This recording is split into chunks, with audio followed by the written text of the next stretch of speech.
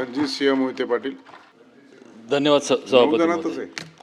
आज दुसऱ्यांदा ह्या सभागृहामध्ये मी येतोय आणि आज निवृत्त झाल्यावर होतो. मग तुमचं पहिल्यांदा 2003 साली मला ह्या सभागृहामध्ये येण्याची संधी मिळाली.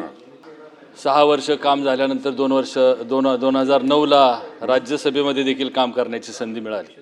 आणि माझ्या कुटुंबातले 3 व्यक्ती, माझे काका प्रतापसिंह मोहिते पाटील हे 2दा या सभागृहात आले. वडील देखील ह्या सभागृहामध्ये त्यांनी काम 2 वर्षासाठी म्हणून केलं. आणि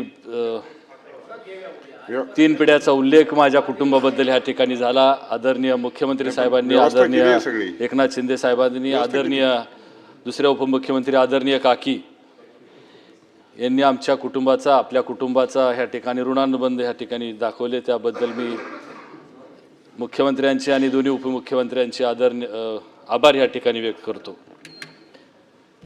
आणि मला विशेष ह्या ठिकाणी आवर्जून उल्लेख करायचा आहे की मी भाग्यवान आहे.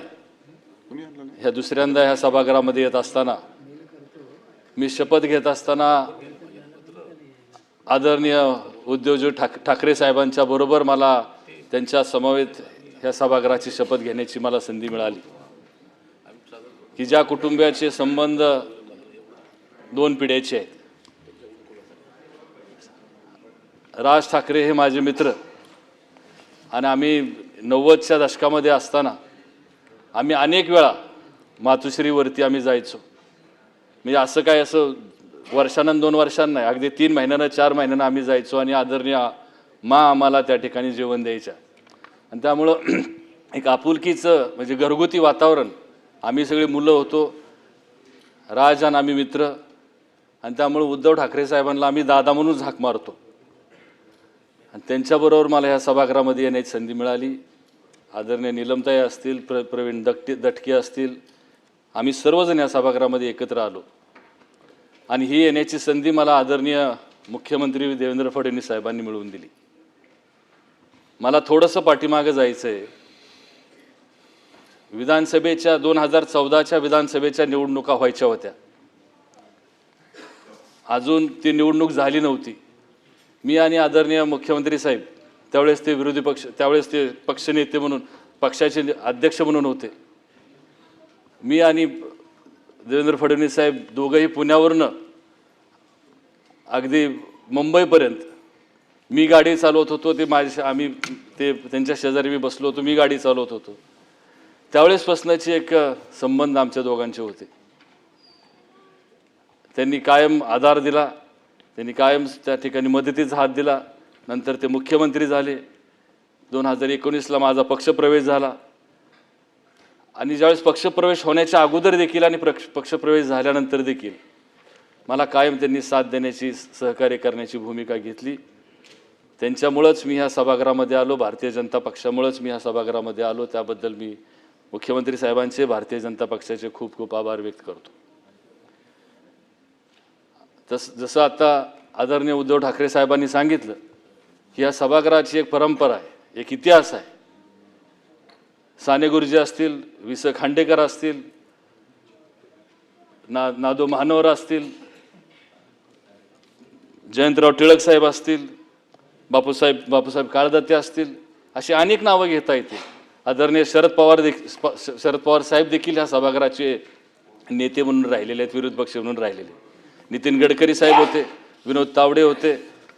मी सभागृहात पहिल्यांदा ज्यावेळेस आलो त्यावेळेस गडकरी साहेब विरोधी पक्ष नेते होते, अरविंद सावंत होते, दिवाकर रावते साहेब होते, सुभाष देसाई साहेब होते. हे सगळी दिग्गज मंडळी ह्या सभागृहामध्ये मी पाहिलेली आहेत. आणि अतिशय तुल्यबळ अशी भाषणं किंवा एक वैचारिक भाषणं, विरोधाला विरोध म्हणून नाही, कुणाची चेष्टा करायची म्हणून नाही, पण एक चांगली भाषणं मी ह्या सभागृहामध्ये पाहिलेली आहेत. आदरणीय अनिल प्रभूसाहेब देखील ह्या ठिकाणी आम्ही एकत्र त्यावेळेस पहिल्या टर्ममध्ये मी काम केलेलं आहे. आणि त्यामुळे काम करत असताना त्यावेळेस मी ज्यावेळेस आलो त्यावेळेस सर्वात तरुण मी आणि विनायकराव मेटे होतो. आणि सगळे ज्येष्ठ मंडळी होती. ते सभागृह त्यावेळेस मी पाहिलं किंवा आपण सगळ्यांनी अनुभवलेलं आहे. आणि त्यामुळे एक वेगळी परंपरा असलेलं हे सभागृह आहे. मी अधिकचा जास्त वेळ घेणार नाही. बरेचसे मुद्दे ह्या ठिकाणी मी तयार केले होते, पण सरकार पक्षांना ह्या ठिकाणी काम करायचं आहे. मला आठवतंय एक किस्सा की शरद पवार साहेबांना काय काम होतं, मुख्यमंत्री होते आणि वसंतराव चव्हाण साहेब ह्या सभागृहामध्ये एका बिलावरती भाषणासाठी उभा राहिले आणि बिलावरती भाषण किती तास झालं तर वसंतराव चव्हाण साहेबांचं भाषण 11 तास झालं.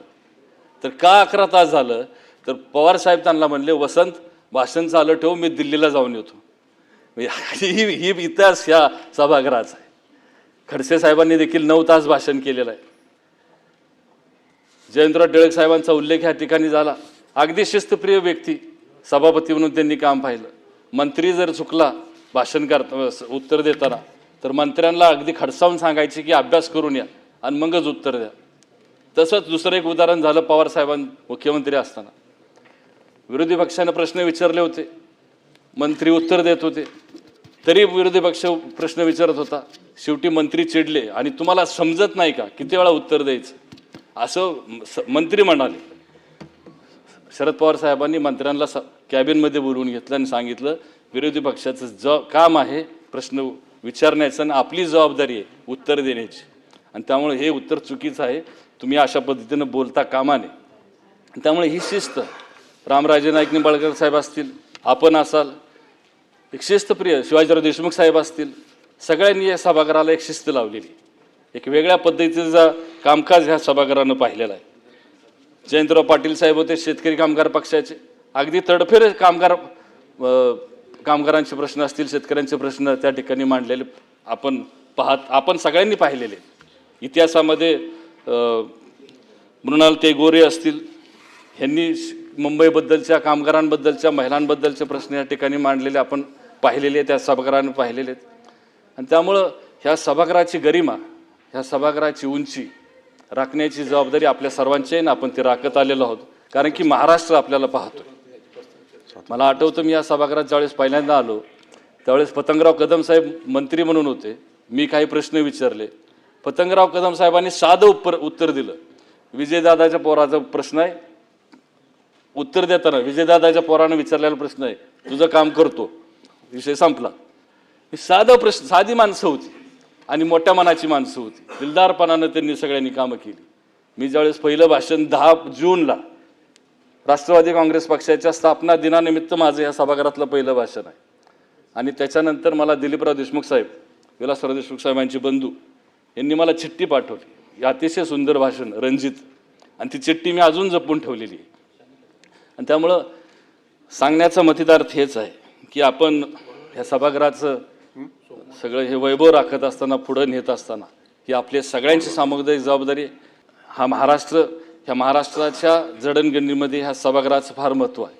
1970 आणि 80च्या दशकामध्ये ज्यावेळेस सहकार चळवळ महाराष्ट्रात उभा करायची होती त्यावेळेस ह्याच सभागृहानं मार्गदर्शन तत्त्व घालून दिलेले आहेत. खालच्या सभागृहात चर्चा झाली, पण हितं दिशादर्शक त्या ठिकाणी देण्यात आली आणि महाराष्ट्रातली सहकार चळवळ उभा राहिली. त्याला कैलासवासी वसंतदादा पाटील साहेब की ज्यांनी ह्या महाराष्ट्राचं एक वेगळं धोरण, शैक्षणिक धोरण, मेडिकलचं आणि इंजिनिअरिंगचं धोरण आणत असताना ह्याच्यावरती बरीच चर्चा झाली. पाण्यावरती प्रश्न ज्यावेळेस इथं चर्चा व्हायची, विरोधी पक्षाकडनं टक्केवारी विचारली जायची, किती टक्के सिंचनाखाली आलं, काय झालं. वसंतदादांचं साधं उत्तर असायचं, शेतकऱ्याच्या शेतात पाणी पोचलं पाहिजे. आणि त्यामुळं साध्या मनानं, साध्या विचारानं किंवा जास्ती शब्द जड न वापरता ह्या महाराष्ट्राचं ह्या ठिकाणी पाया रचला गेलेला आहे, ह्या विचारातनं पाया रचला गेलेला आहे, आणि तेच हे सभागृह आहे. ह्या सभागृहामध्ये मला काम करत असताना अनेकांनी साथ दिली. शशिकांत शिंदे साहेब असतील, या ठिकाणी अनिल प्रभूसाहेब असतील, सचिन भाऊ असतील, इथं आमचे नेते, सभागृहात आम्हाला बोलण्याची संधी प्रवीण भाऊंनी दिली. त्यामुळं हे सगळं ह्या ठिकाणी काम करत असताना आपण सहकार्य केलं. आदरणीय मुख्यमंत्री साहेबांनी सहकार्य केलं, आदरणीय एकनाथजी शिंदे साहेबांनी ह्या ठिकाणी सहकार्य केलं. आणि मला आवर्जून सांगायचं आहे की ह्या सभागृहात आम्ही ज्यावेळेस आलो त्यावेळेस आमचं इंट्रोडक्शन, आमची ओळख कैलासवासी आदरणीय अजितदादांनी करून दिली. त्यावेळेस मी विरोधी पक्षात होतो, सरकार म्हणून दादा ह्या पक्षात होते. आदरणीय अजितदादांनी माझी ओळख करून दिली. ती क्लिप अजून देखील माझ्याकडे आहे. आणि आज वहिनी आमच्या निरोप समारंभाला या ठिकाणी उपस्थित राहत आहेत. हे दुःख देणारं वहिनी आहेत ह्याचा आनंद आहे, पण हे एक दुःखद हे मनामध्ये हे देखील आहे. आणि त्यामुळं ह्या सभागृहात आपण सगळेजण आपण सगळ्यांनी मानपान दिला, सगळ्यांनी सहकार्य केलं, आपण सहकार्य केलं, प्रशासनाने आपण सर्वांनी सहकार्य केलं. त्याबद्दल आपल्या माध्यमातून सर्व सभागृहाचं मी खूप खूप आभार व्यक्त करतो. धन्यवाद.